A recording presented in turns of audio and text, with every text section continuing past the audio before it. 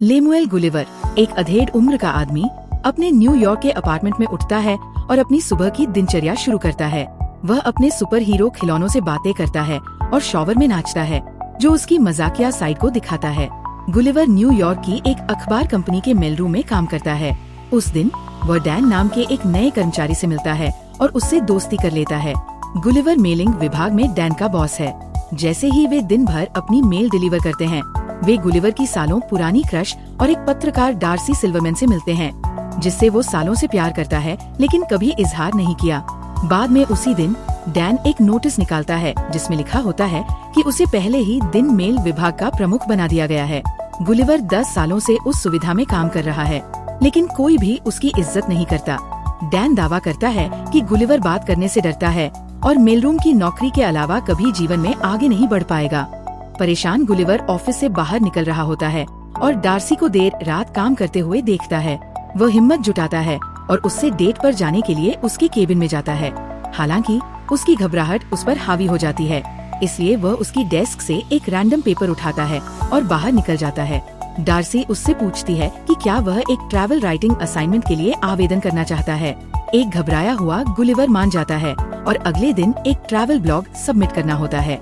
घर पर वह ब्लॉग के लिए इंटरनेट से कई लेख कॉपी पेस्ट करता है। अगले दिन काम पर वह इसे डार्सी को सौंपता है, जो उसकी लेखन कौशल से प्रभावित होती है और उसे एक नया काम देती है। वो चाहती है कि वो बरमूडा ट्रायंगल की यात्रा करे और वहाँ जहाजों के रहस्यमय ढंग से गायब होने की किंवदंतियों के बारे में एक लेख लिखे। उसे प्रभावित करने के लिए गुलिवर मान जाता है। डार्सी उसके लिए एक संपर्क और एक नाव की व्यवस्था करती है। गुलिवर अगले ही दिन बरमूडा के लिए उड़ान भरता है, जहाँ एक आदमी उसे लेने आता है। वह गुलिवर को एक किराए की नाव पर ले जाता है और उसे बताता है कि उसका उपयोग कैसे करना है। यात्रा काफी सरल है क्योंकि नाव स्वचालित है। गुलिवर अंततः अकेले नाव में बरमूडा ट्रायंगल के लिए रवाना होता है। पहले कुछ घंटों के लिए वो how to build a robot पत्रिकाएं पढ़कर और कई कैन कोक पीकर खुद का आनंद लेता है। वो जल्द ही सो जाता है। कुछ देर बाद वह अपने सामने एक विशाल लहर को देखकर जागता है। एक समुद्री तूफान आता है और वो जल्दी से लाइफ जैकेट पहन लेता है। नाव पानी में जोर से हिलती है। गुलिवर मुड़कर देखता है कि एक विशाल समुद्री बवंडर उसकी ओर आ रहा है। गुलिवर अपनी नाव के साथ बवंडर के ऊपर फिर सीधे उसकी आंखों में समा जाता है। स्क्रीन काली हो जाती है। जब गुलिवर आंखें खोलता है तो वह अपने शरीर को हिला नहीं पाता है। वह नीचे देखता है और आश्चर्यचकित होता है जब वह अपनी छाती पर कुछ छोटे पुरुषों को खड़ा देखता है। उनका नेता खुद को लिलिपुट के कमांडर एडवर्ड एडवर्डिन के रूप में पेश करता है। कैमरा जूम आउट होता है, जो हमें गुलिवर के चारों ओर खड़े छोटे लोगों की भीड़ दिखाता है। वह छोटी रस्सियों और लकड़ी से जमीन पर जकड़ा हुआ है। कमांडर एडवर्ड गुलिवर को एक जानवर कहता है। एक भ्रमित गुलिवर डर से चिल्लाता है और आसानी से रस्सियों से मुक्त हो जाता है। ये सोचकर कि यह एक सपना है, वह अपनी आंखें बंद करने की कोशिश करता है। एडवर्ड अपने सैनिकों को जानवर को नीचे लाने का आदेश देता है। सैनिक अपने हुक को गुलिवर की पैंट से जोड़ते हैं और उसे बेहोश कर देते हैं। जब वो जागता है तो गुलिवर खुद को एक गाड़ी से बंधा हुआ पाता है और उसे लिलिपुट के राज्य में खींचा जा रहा होता है।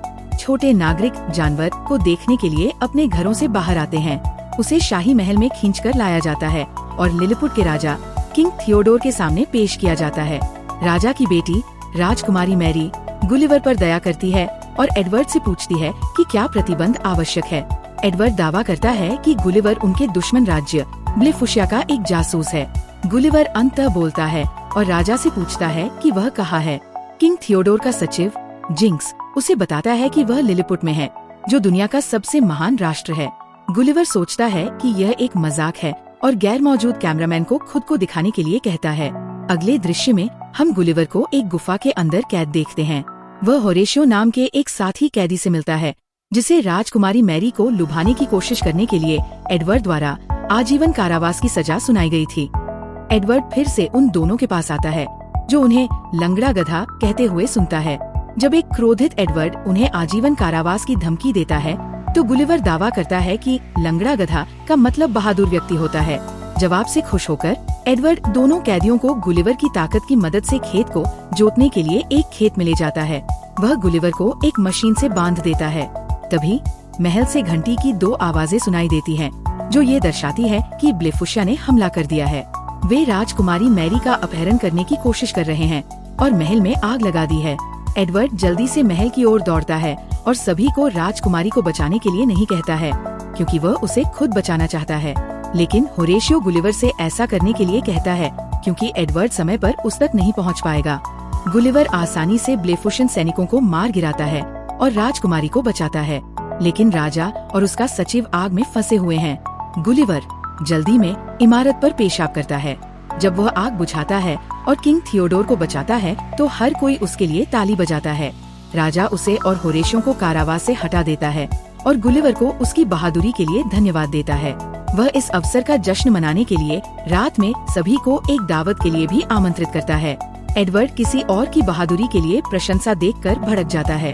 दावत में राजा गुलिवर से पूछता है कि वो कहाँ से है और वह जवाब देता है कि वह मैनहट्टन से है। लोग मानते हैं कि गुलिवर मैनहट्टन का राष्ट्रपति था, क्योंकि वो वहाँ सबसे बहादुर था। गुलिवर को अपने जीवन में पहली बार एक हीरो जैसा महसूस होता है, इसलिए वह कहानी गढ़ता है। दावा करता है कि उसे राष्ट्रपति द ऑसम के नाम से जाना जाता था। हर कोई उस पर विश्वास करता है। एडवर्ड को छोड़कर अगले दिन लिलीपुट के लोग गुलिवर के लिए एक विशाल घर बनाते हैं, जिसमें वह सभी सुविधाएं हैं जो उसे न्यूयॉर्क में नहीं मिल पाई थी। राजा गुलिवर के अनुरोध पर उसकी धुल चुकी नाव को खोजने के लिए एक खोज दल भेजता है। गुलिवर उनसे राज्य के सभी लोगों के लिए एक थिएटर बनाने के लिए भी कहता है।